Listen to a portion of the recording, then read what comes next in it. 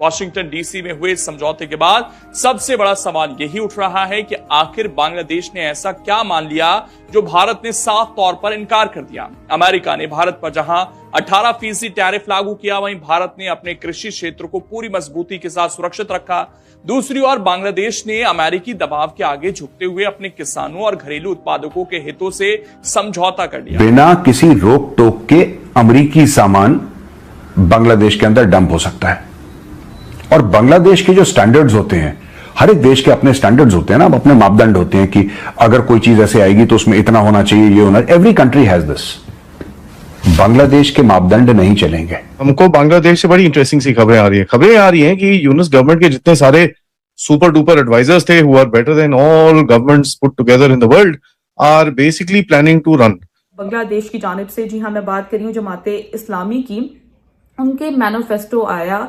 Election में जो manifesto होता है उस पर एक खबर सामने आई। उनका एक मैनिफेस्टो ये है कि वो constructive relation with India ahead of election. वो चाहते हैं कंस्ट्रक्टिव रिलेशन अपने पड़ोसी कंट्री के साथ, इंडिया के साथ। इस डील के तहत बांग्लादेश के कोई भी मापदंड, कोई भी measurement, in the sense when I say I generally mean that Bangladesh says that baby powder है, फॉर एग्जांपल बेबी पाउडर है, उसके अंदर इतना ये नहीं होना चाहिए और उतना ये होना चाहिए, ग्लूकोज इतना होना चाहिए, कुछ ये इतना होना चाहिए, लैक्टोज इतना।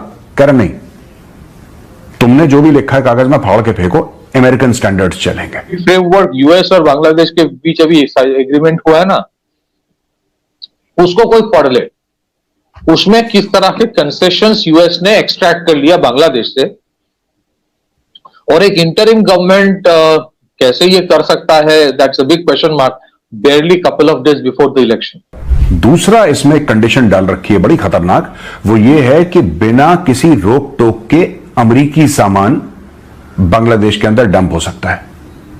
और बांग्लादेश के जो स्टैंडर्ड्स होते हैं, हर एक देश के अपने स्टैंडर्ड्स होते हैं ना, अपने मापदंड होते हैं कि अगर कोई चीज ऐसे आएगी तो उसमें इतना होना चाहिए, ये होना। Every country has this. Bangladesh के मापदंड नहीं चलेंगे। इस डील के तहत बांग्लादेश के कोई भी मापदंड, कोई भी measurement, in the sense when I say I generally mean that Bangladesh says that baby powder है, फॉर एग्जांपल बेबी पाउडर है, उसके अंदर इतना ये नहीं होना चाहिए और उतना ये होना चाहिए, ग्लूकोज इतना होना चाहिए, कुछ ये इतना होना चाहिए, लैक्टोज इतना। कर नहीं, तुमने जो भी लिखा है कागज में फाड़ के फेंको, अमेरिकन स्टैंडर्ड्स चलेंगे। ये भी अमेरिका ने मनवा लिया बांग्लादेश से। जहां तक अमेरिकन गाड़ियों का सवाल है, American vehicles, American auto parts, इसके लिए एक बहुत बड़ी शर्त है जिसके लिए बांग्लादेश एग्री कर गया है कि इसमें इसका कोई इंस्पेक्शन नहीं हो सकता है। अमेरिकन गाड़ी है, वो कैसी भी गाड़ी है, वो बांग्लादेश में आएगी, खुला खेल होगा उसका, and Bangladeshis do not have the right to check American vehicles which are being sold to Bangladesh. By the way, ऐसा नहीं कि अमेरिका अपने एम्बेसी के लिए भेज रहा है, तब तो मैं बात समझ में आती है भाई, इट्स अ डिप्लोमेटिक थिंग, अपने एम्बेसी में जो भेजे वो ना, ये नहीं कर रहा वो। What they are doing is something different. वो ये कह रहे हैं साहब कि हम बांग्लादेशियों के लिए हजारों गाड़ियां भेजेंगे, बांग्लादेश में भेजेंगे, खुला एक्सेस होगा, आप चेक नहीं कर सकते, आप उसमें डिसाइड नहीं कर सकते कि कितने सीसी की गाड़ी है, ये फ्यूल होगा, ये फ्यूल होगा, जो जैसा हम भेजेंगे तुम्हें वैसा खरीदना पड़ेगा। यहां पे एक और चीज है जो लोग कह रहे हैं कि बांग्लादेश में जो गारमेंट सेक्टर है, जो टेक्सटाइल का सेक्टर है, वो मैक्सिमम रेवेन्यू लाके देता है, मैक्सिमम रेवेन्यू। इन लोगों ने क्या चूरन दिया है, मोहम्मद यूनुस की सरकार ने सबको, चूरन उनका यह है कि साहब देखो जो टैरिफ है ना, अब क्योंकि दोस्तों डोनाल्ड ट्रंप के आने के बाद टैरिफ टैरिफ टैरिफ टैरिफ इतना ज्यादा टैरिफ टैरिफ हो गया है कि सब लोग सिर्फ टैरिफ की बातें कर रहे हैं, इसके अलावा कोई बात ही नहीं करता कोई, सबको सिर्फ टैरिफ की बातें करनी है, टैरिफ। तो आपने लोगों को चूरन खिला दिया, बांग्लादेशियों को यह बोल दिया कि भाई भारत का टैरिफ 18% है, हमारा 15% है, हम अजीम कौम है, हम आगे निकल गए।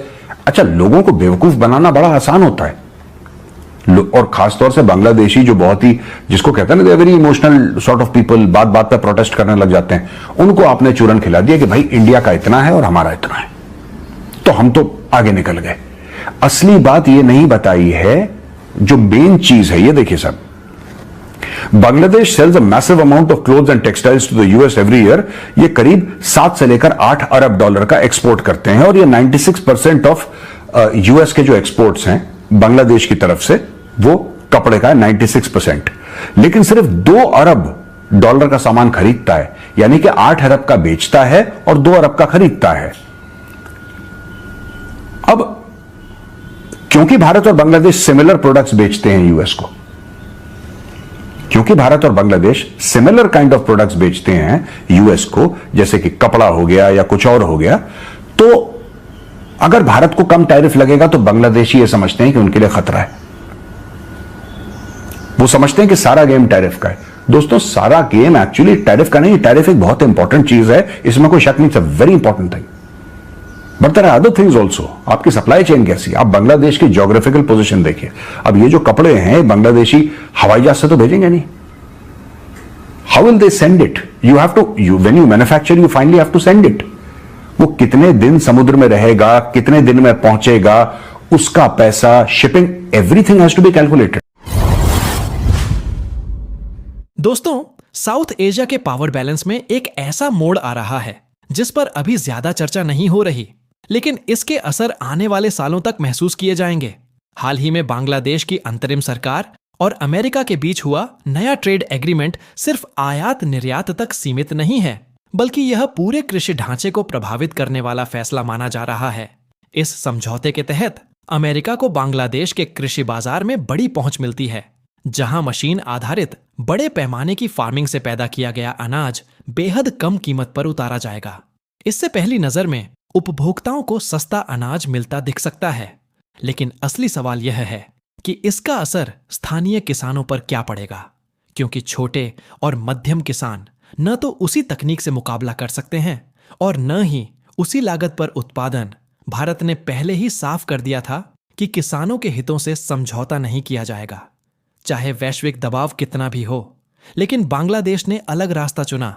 इतिहास गवाह है कि जब भी किसी देश में बाहरी कृषि उत्पाद डंपिंग के जरिए घुसते हैं तो वहां की रूरल इकोनॉमी सबसे पहले टूटती है। मैक्सिको और अफ्रीका के कई देशों में ऐसा पहले हो चुका है। अब सवाल यह नहीं है कि यह डील अच्छी है या बुरी, सवाल यह है कि क्या बांग्लादेश लंबे समय में अपनी फूड सॉवरेंटी बचा पाएगा। क्या यह फैसला विकास की दिशा में कदम है या निर्भरता की तरफ? और सबसे अहम बात, क्या साउथ एशिया इस बदलाव से कोई सबक लेगा? अब जरा सोचिए, अगर कल यही मॉडल आपके देश के दरवाजे पर आ जाए तो क्या होगा? और अगर आज इस पर सवाल नहीं उठे तो आने वाली पीढ़ियां क्या कीमत चुकाएंगी? अगर आपको लगता है ऐसे मुद्दों पर खुलकर बात होनी चाहिए तो वीडियो को लाइक करें, शेयर करें, ताकि ज्यादा लोग सोच सकें। और ऐसे ग्राउंड लेवल एनालिसिस के लिए चैनल को सब्सक्राइब करना मत भूलिए।